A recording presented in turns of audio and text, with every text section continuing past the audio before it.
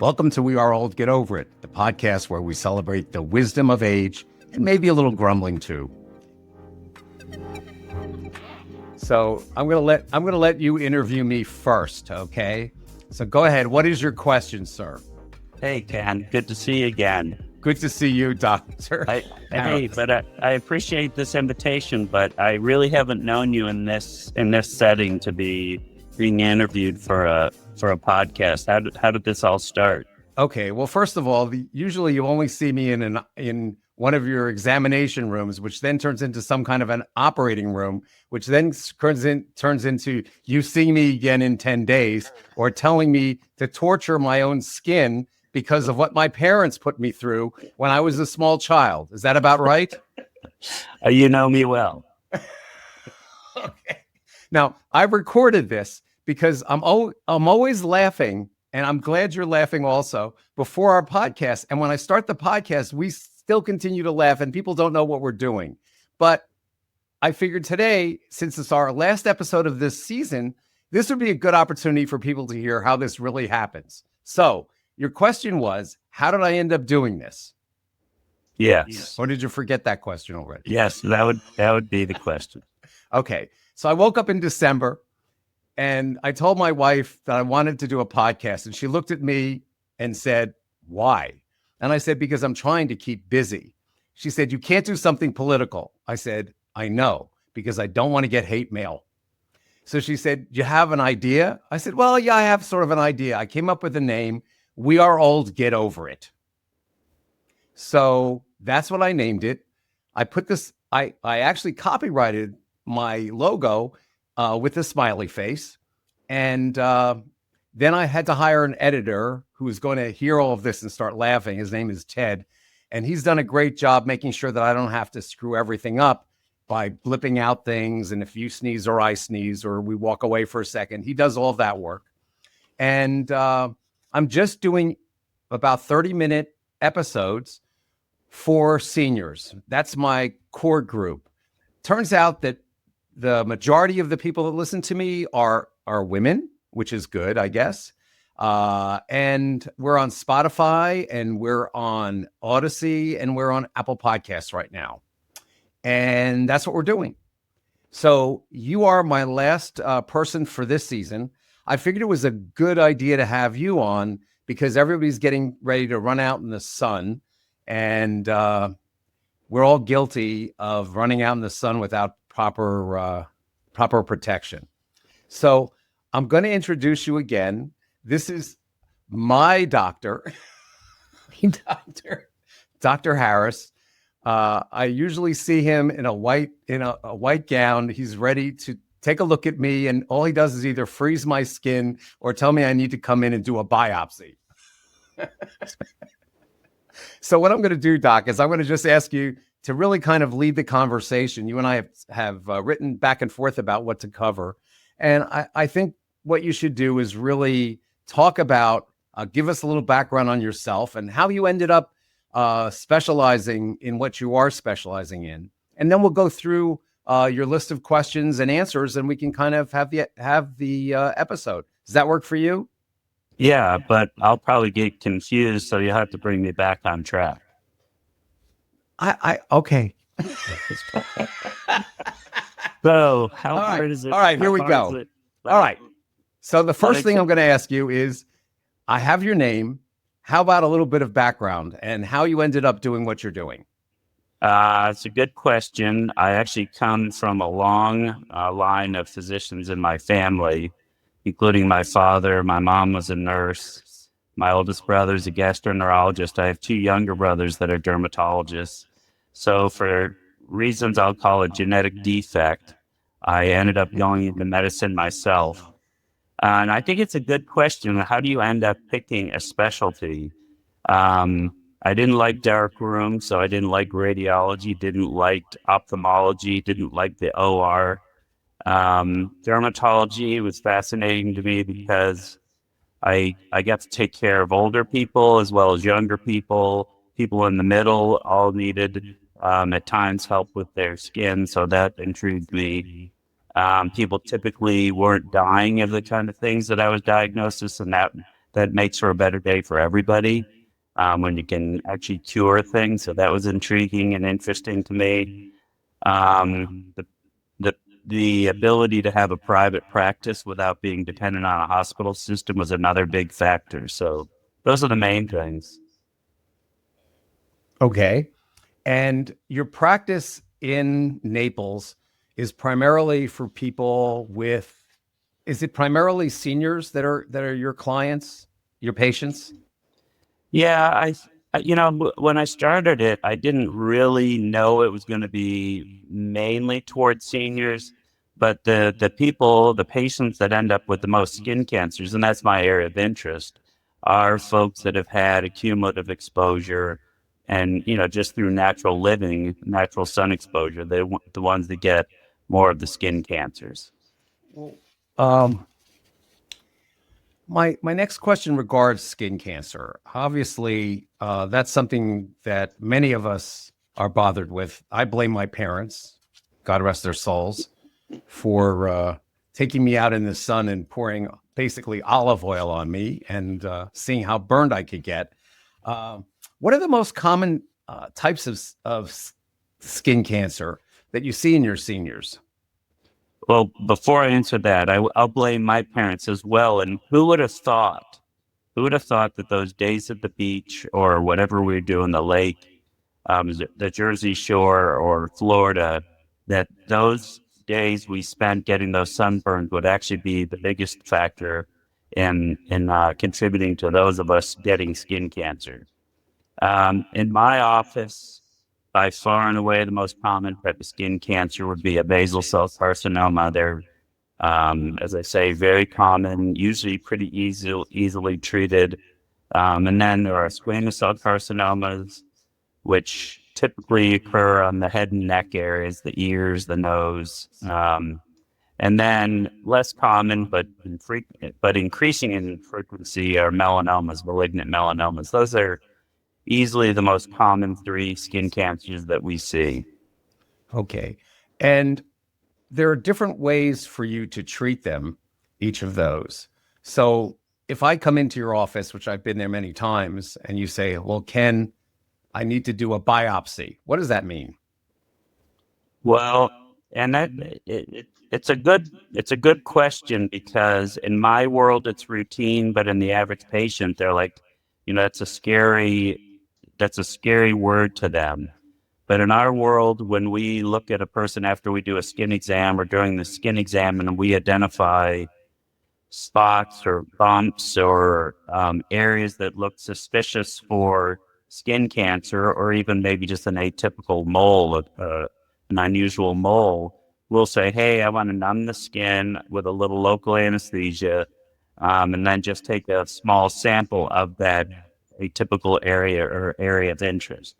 And they're usually probably no bigger than, say, the diameter of a pencil eraser. So it's a relatively minor, superficial procedure. But once we interpret the results, can yield, very valuable information on what comes next. Okay. And what would come next if you realize that it is a melanoma?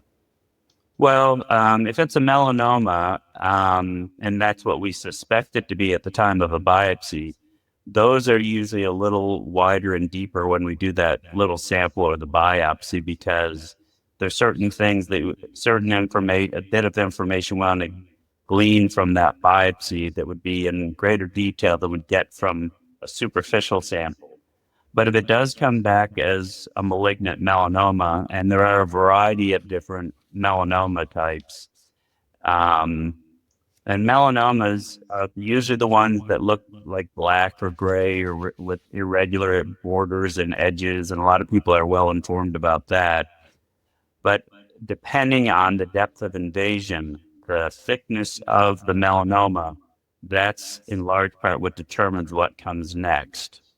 If it's a very thin melanoma, meaning a melanoma in situ or a melanoma on the surface, that's something that oftentimes we would just excise or cut out in the office, put some stitches in it. If it's deeper than a melanoma in situ, meaning a millimeter or so, that's not very deep, but in our terminology, a millimeter deep melanoma can be quite serious. And so those I would typically refer out to a surgical oncologist. Mm. Uh, which areas on the body uh, develop more skin cancer than others? So it would vary. I'd have to narrow it down to like the basal cells and squamous cells and then melanomas. Since we treat by far and away more basal cells, I would talk about their distribution first. They can be anywhere on the nose, the ears, the cheeks, the neck, shoulders, arms, legs, virtually anywhere on the body. Um, with a predisposition, probably in my practice, being on the face and the ears. So I do most of my management of basal cell carcinoma on the face, the ears. Squamous cell carcinomas, interestingly, I've been seeing an awful lot of them on women's shin. So those are kind of tender bumps that show up, and also they also appear on the face as well, the ears. And then melanoma,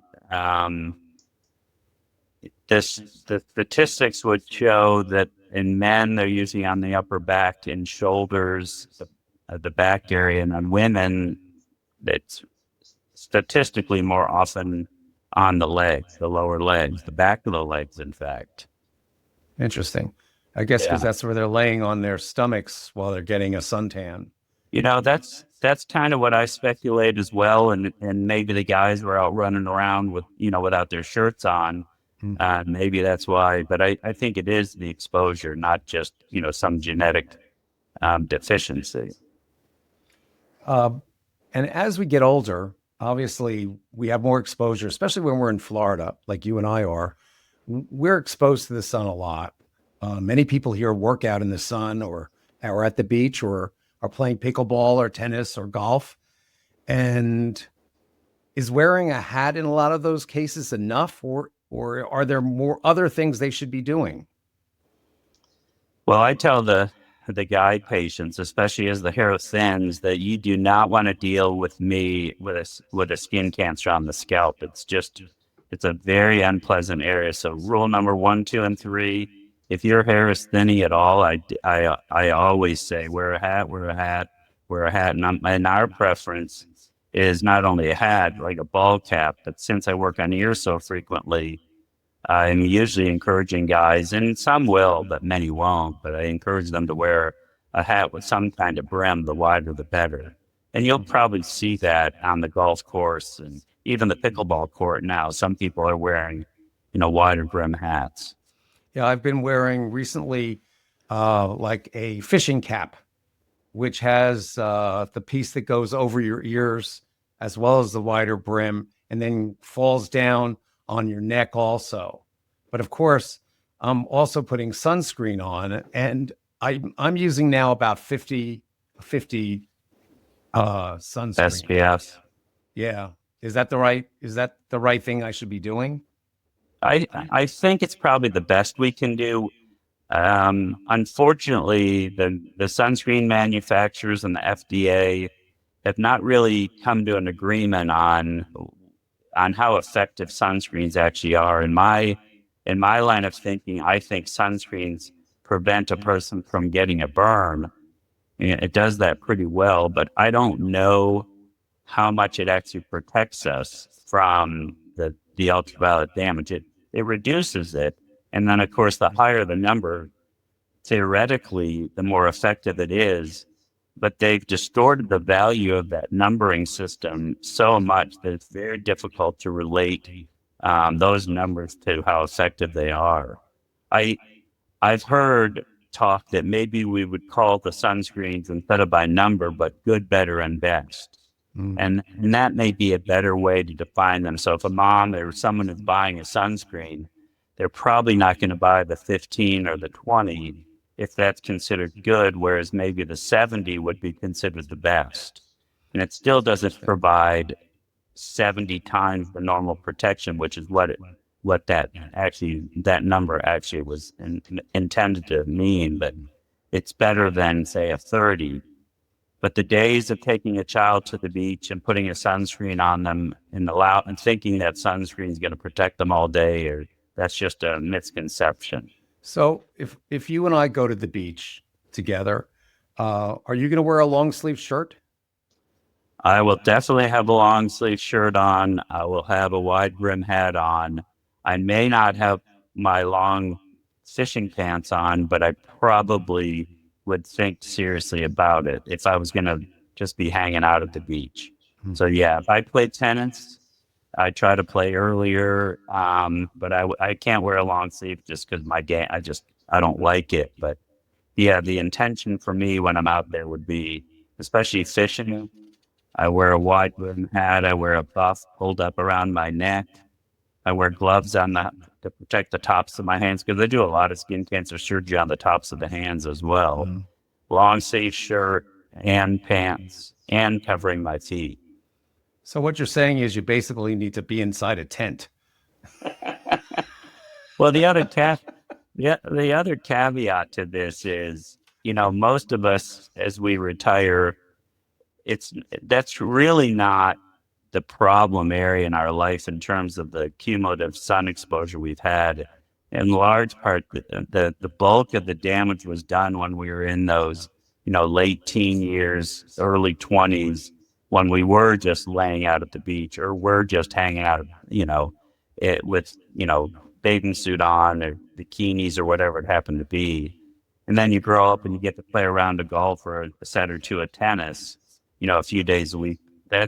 That can add to the damage, but it's not really, I'm not going to tell an 85-year-old not to play a round of golf and that he had to wear, a turban and the whole works to play golf. I'm just going to say, hey, use common sense, wear your sunscreen, don't get burned, and then, check your skin over once in a while, and I'll see you once or twice a year. That was my next question is how often would you like to see your patients? Or would you recommend that people go to see a dermatologist?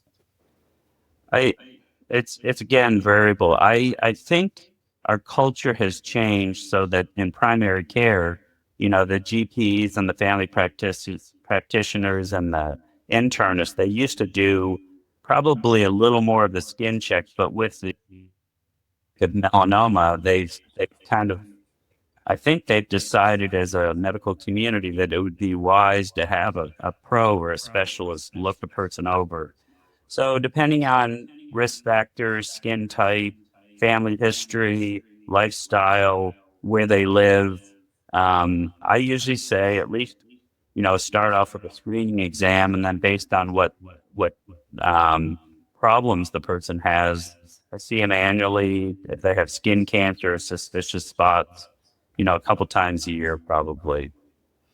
Okay, hold on one second. I'm getting a note that says your recording has stopped. So I'm going to turn it off for a second and see what happened, and then we'll just continue this conversation. Okay. All right. Back. You're back. All right. So where we got interrupted basically was how frequently you should go to see a dermatologist, especially if you've had situations where you need to be treated. I usually, of course, you have people that are reactive and proactive, and I'm in a proactive type setting in my practice where I'd rather see somebody more often to make sure nothing gets too big or difficult to manage, take care of, rather than infrequently. So, and in my patient base that's had at least one skin cancer within the last 2 years, I like to see them 2 times a year with it leaving the door open if they notice something new or different, itching or bleeding or something that didn't heal. So it's probably scheduled pretty routinely twice a year, but oftentimes I'll get calls that they've got a new bump or something suspicious. If they don't have anything on their first visit and they don't have suspicious lesions and they're still enjoying an outdoor lifestyle in the sun, playing tennis and golf, the beach, boating, fishing, then I'll usually say at least once a year just to make sure we don't miss something that could be brewing that we don't see at the time of the initial visit. Okay. And uh, What are the most serious things that can happen to you if you don't treat your skin? So it varies tremendously on the type of skin cancer, and that's since that's what we're talking about, we'll limit it to that. But say for a basal cell carcinoma, if you develop, it depends on where you develop it. If it's by your eye, it can invade into important structures around your eye. And what that means is that it usually is considered to be like a locally destructive tumor where the normal skin would be replaced by an ulceration or a hole, and it just doesn't stop drilling, basically. So sometimes, like I just in the last few weeks, had a guy present with a hole down to just above his skull when it was a basal cell skin cancer that had been left there for years and just was slowly, essentially eating away at the normal tissue. It did not spread anywhere, and they rarely metastasize or spread, to lymph nodes and to other structures. But on an extremely rare occasion, they could do that, but they're usually just considered locally destructive tumors. Now, squamous cell carcinoma is the other very common type of skin cancer that we see, especially in sunny climates and oftentimes older individuals. Those, if they're found to be, say, the size of a pea or smaller, are very readily treated in the office. If they get to be the size of, say, a marble, then they can become a little more complicated to treat. If they get much larger than that, then the risk of complications, including, like spread to other parts of the body, spread to lymph nodes, then that risk goes up tremendously with the increase in size of the lesion when they present to the office. Now, malignant melanoma tends to behave much differently than that because of a very early presentation of a melanoma. Depending on how thick they are, as I mentioned earlier, they have a higher propensity to want to spread to local lymph nodes or other tissues, which of course makes management potentially much more difficult and harder on the patients. Uh, for seniors with advanced skin cancer, what are the palliative care options available, and what is the focus of care for them? So, depending on the type of cancer, I have lately for squamous cell carcinomas been recommending radiation therapy, which seems to be pretty well tolerated by most of the patients. The primary objection people have to that kind of management is that they typically have to go to the radiation center, 20 to 30 times over consecutive days. But in lieu of a surgical intervention, it depending on the age of the patient, the risk factors they have for surgery, it can be an ideal option for them. Um, there are some, we call them biologic therapies, that we are often seeing on TV commercials now. They seem to have one to treat almost every disease we've ever heard of and some diseases we haven't heard of. But they can be taken either as injections or orally to help. They basically coat the tumor cells wherever they happen to be in the body and make those tumor cells more visible to the immune system and help upregulate the immune system to ward them off. And that would be for squamous cells, also for basal cells, advanced basal cells. And gratefully, also for melanoma now, there's been amazing advances in that care. I wouldn't call it necessarily just palliative care, but care for the advanced presentations of these potentially very serious skin cancers. Can they use do they use lasers on uh, on tumors and so on now for skin cancer? Are people using that? Um, I mean, a laser, depending on, of course, there's a wide array of lasers available. But if I was thinking of a laser for skin cancer, which really doesn't come to mind actually, but You could use theoretically like a CO2 laser to destroy tissue, but I don't think it would be kind of accepted care to manage a skin cancer. Right? If you've ever seen people that have had like a laser resurfacing of their face for wrinkles, that's considered like a destructive radiation. I mean, a destructive laser. And depending on how you adjust the beam, you could probably debulk a tumor on the skin, but I probably wouldn't entertain that as, first line therapy, even the palliative care. I probably would if they were thinking about a laser, probably more towards radiation. Another question that I had relates to a lot of the advertising you see on television about moisture creams and how you can remove your brown spots on your on your arms or any place else. Give me a little heads up on what is that all about?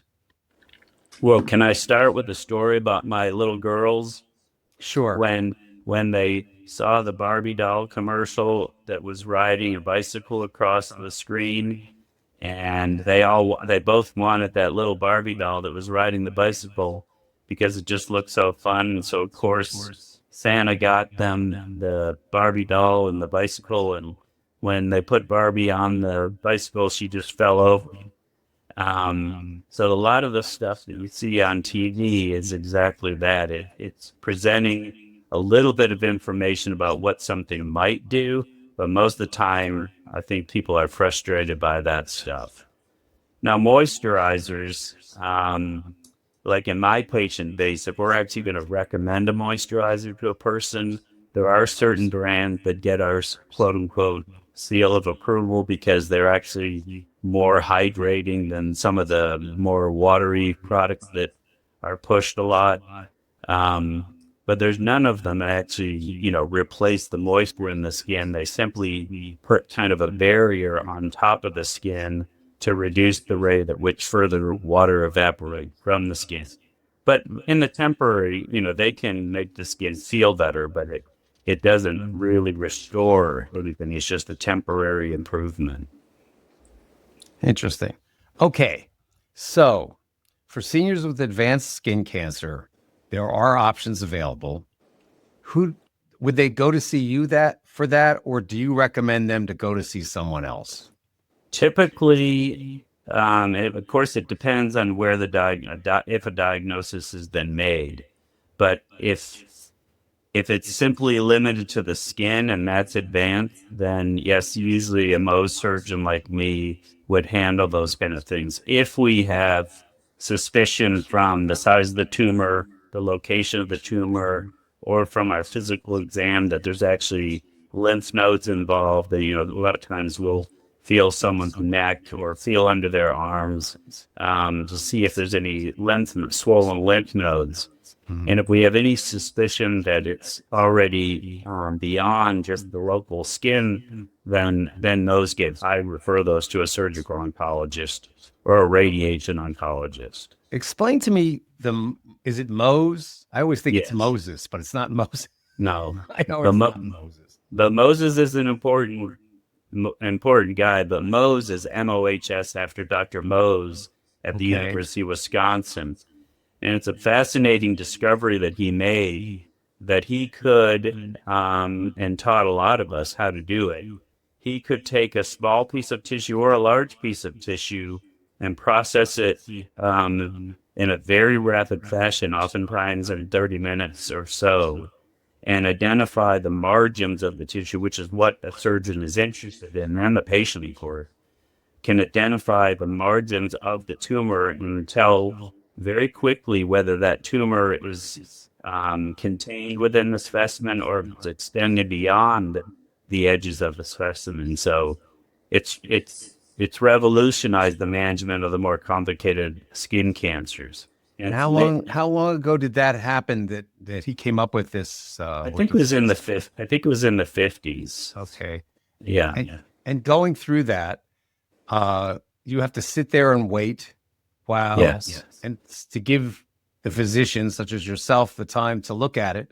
And then if they need to, they can go in. What do? You go down a different layer of your skin Yeah, to people go like to deeper. people like to say the word, use the term layer, but we call them stages. So on a management of a skin cancer, the typical first stage of an excision or a Mohs procedure would be around wider than the clinical edge of the skin cancer. So you kind of look at the skin and go, hey, as best I can assess, this is the width of it, say a centimeter or so, or, half an inch or whatever it happens to be, expecting to get clear margins when you take that out. And then in terms of depth, how deep we go, the first stage is usually, depending on the type of tumor, to the layer of fat just below the skin.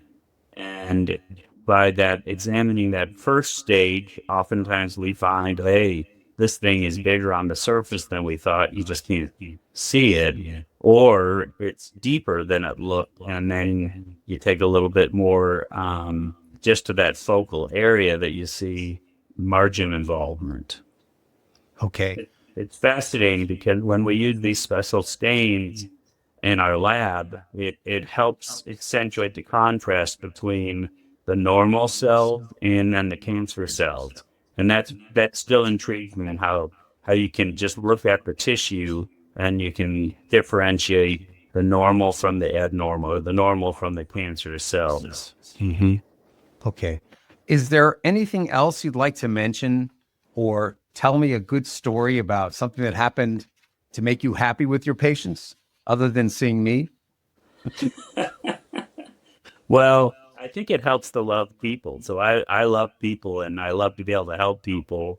And I mean, I have countless stories about what I get to do, and some hilarious things, some sad things. And I think in any service type industry, you do a lot of counseling, so to speak. Um, Gosh, I can tell you that a lot of my patients as you mentioned, older and got some miles behind them, and they're not the 30-year-old babes that they used to think they were. And I had a woman say to me recently, she goes, "Doc, I don't know how you get out of bed knowing you're going to have to look at this stuff." So, but it's sweet, and I think the community that we live in, we're very fortunate as physicians because our patients are usually pretty well educated, pretty well informed, and that allows the management of diseases and skin cancer in particular to be a little more straightforward because they are willing or have the ability to be seen and checked, and they don't have some of the limitations that other, communities have to experience. So ours is, I'm a very fortunate physician to be in the community that I am. Um, I don't know if I've got highlights, but it's always fun. I mentioned at the beginning that most of the time people don't have bad outcomes from the diseases that I manage. But I just had a 27-year-old, I think. No, she was 37 years old, two kids, and when she came for her visit, I noticed a little mole on her arm that I didn't like. And I said, "Oh, I'd like to take that mole off." She goes, "Oh, I'm going to Disney World tomorrow. Do I have to do it today?" I said, "No, you don't need to do it today, but I want you to do it." And she came back a few days later after they took the kids to the Disney World, took that mole off, and sure enough, it came back as a melanoma. Mm. And I subsequently excised it, and she's going to be fine. But that same mom, if she hadn't come in to have that mole checked that she did not see, could have been a far different outcome. So that family, their husband and wife, are very grateful for a routine skin check. Now, that doesn't happen every day, but there's a lot of satisfaction in knowing that if that young mom had waited, who knows, a year or two, could have been a much different story. Now she just has a scar on her arm and doesn't have to worry about the severity of what could have been a very scary cancer. Yeah, that's a great story.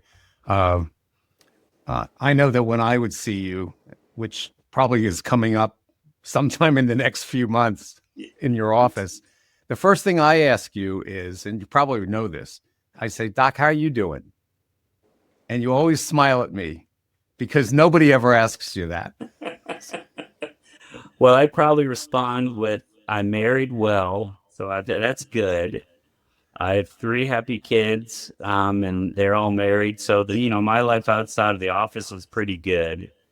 But as you'd expect, some of the reasons that people pick dermatology, it lends itself to an upbeat office because, as I mentioned, people are typically walking out of there being cured of something, and that is a very rewarding and a happy place to be. And the rare ones that get severe or that will have to refer out to surgical oncologists, the vast majority of those patients are cured as well. So it's just a good field. I mean, it has been for me. Mm-hmm. And as a matter of fact, I think I met one of your daughters. I don't know Yes. how many children you have, but one of your daughters is now working in your practice. Is that correct? Yes, my daughter Morgan is. She actually worked with me right out of college as a medical assistant, then went to graduate school to become a physician assistant. And fortunately for our family, she and her husband and three of our five grandchildren moved back to Naples, and she's helping me out a couple days in the office. So it's That's hard to great. call a day of work when your daughter's with you. Yeah, that's great. Yeah, And yeah. I was very happy to see her, and I did tell her some nice things about you. So I don't think she necessarily repeated them. Okay. Thank you, Kevin. Oh, it's my pleasure, Doc. I just want to do one thing, and I think maybe you should have a sign like this in your office. This is a quote from somebody called Jana Elston.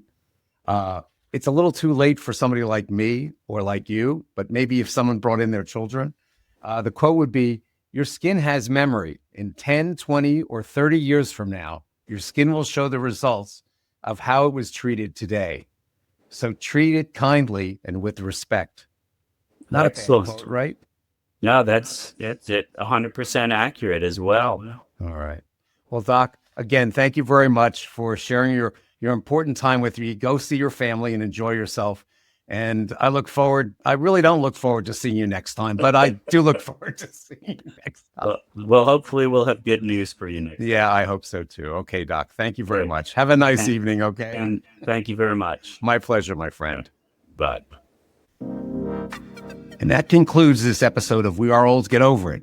Thanks for joining me. I hope you found our conversation both insightful and entertaining. Remember, age is a journey, not a destination. So embrace the wrinkles, the forgetfulness, and the occasional tech frustrations with a good dose of get over it attitude. Until next time, keep laughing, keep learning, and keep getting over it. Ken out.